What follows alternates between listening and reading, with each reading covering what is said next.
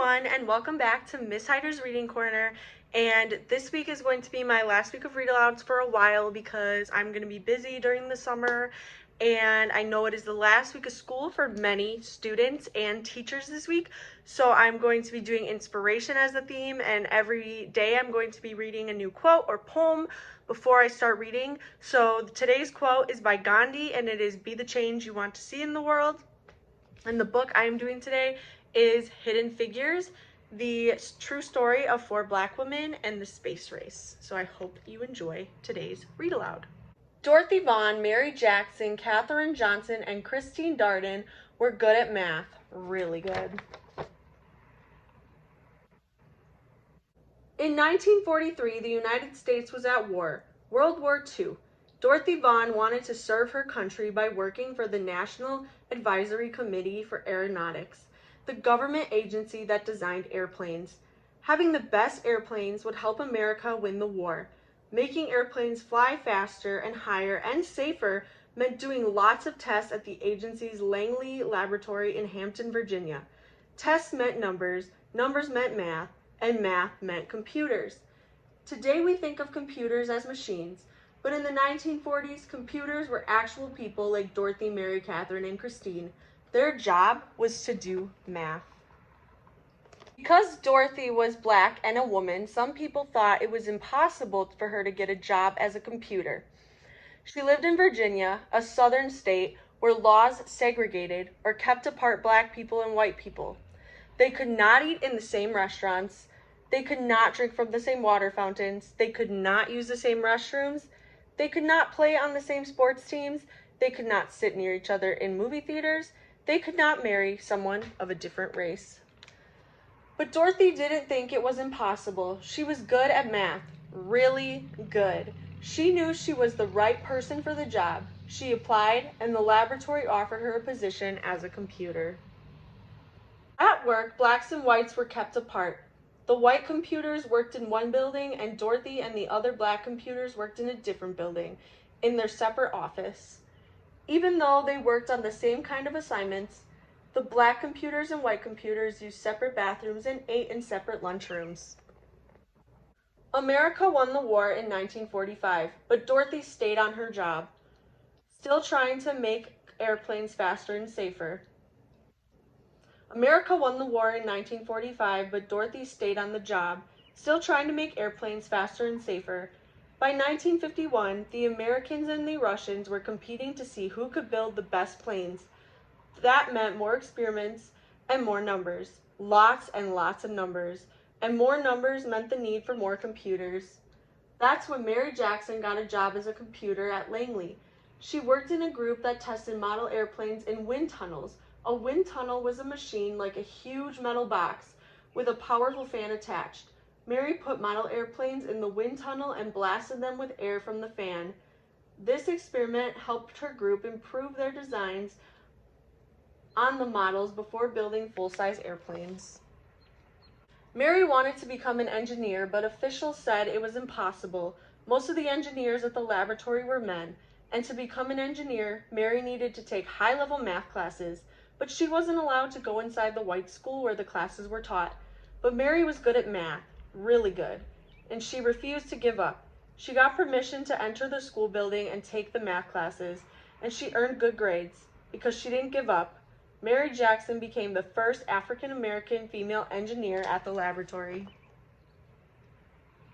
Katherine Johnson was good at math and always asked lots of questions. In 1953, she applied to the laboratory for a computer job and was placed on a team that tested actual planes while they were flying in the air.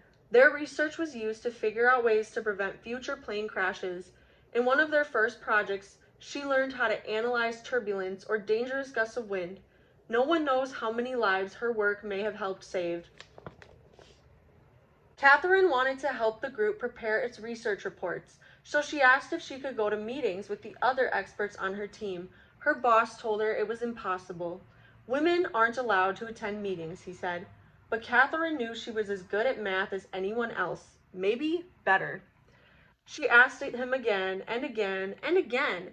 Katherine asked her boss so many times that he finally let her attend the meetings. Katherine was good at math, Really good. And because she fought to be treated the same as the men, she became the first woman in her group to sign her name to one of the group's reports. In the 1950s, the Langley Laboratory bought a machine computer that could do math faster than the human computers. At first, these machines made mistakes. Dorothy learned how to program the machines so that they got the right answers. She taught the women in the group how to program the computers too. In 1957, Russia launched a satellite known as Sputnik into orbit around the Earth. The United States started building satellites to explore space too. For years, the laboratory had used math to design airplanes. Now it would need math to create spaceships as well. The government decided to change the agency's name from the National Advisory Committee for Aeronautics to the National Aeronautics and Space Administration, or NASA. In 1961, President John F. Kennedy told Congress, "I believe that this nation should commit itself to achieving the goal, before this decade is out, of landing a man on the moon and returning him safely to Earth." A man on the moon? But the first step to getting a man on the moon was to send an astronaut around the Earth. NASA was going to need to hire more space experts and more people who were good at math. Really good. The people at the laboratory had to work together from morning to night to figure out how to send astronaut John Glenn into space and bring him back home to Earth safely.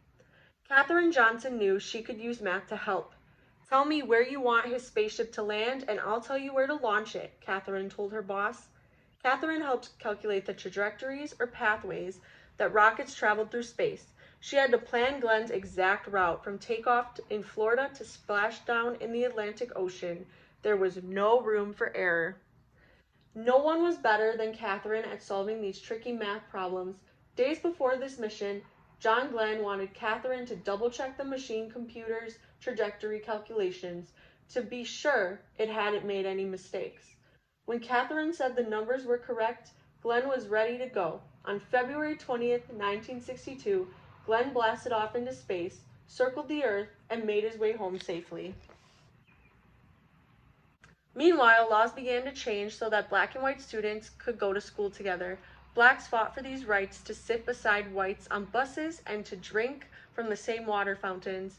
At the laboratory, black and white computers started working together in the same offices, eating at the same lunch tables, and using the same bathrooms.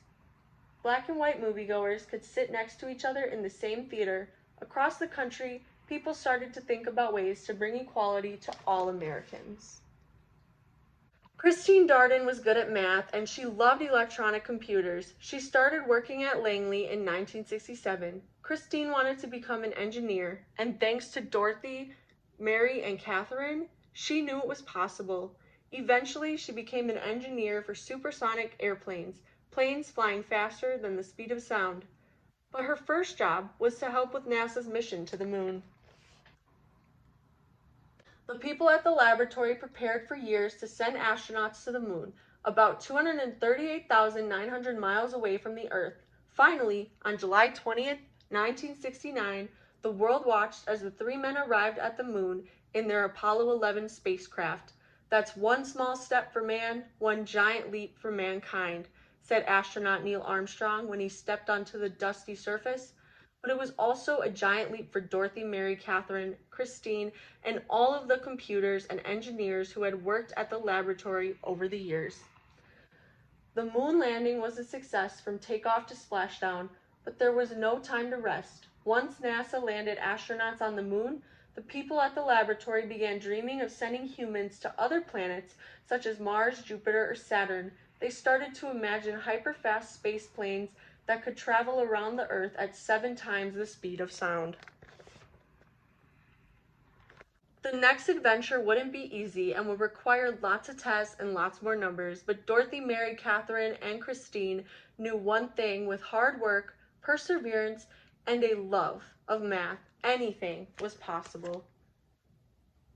So that is the end of today's read aloud. I hope you really enjoyed it. I will see you tomorrow for another read aloud about inspiration, and I guess just another read aloud about inspiration. Thank you so much for watching. I will see you tomorrow. Bye.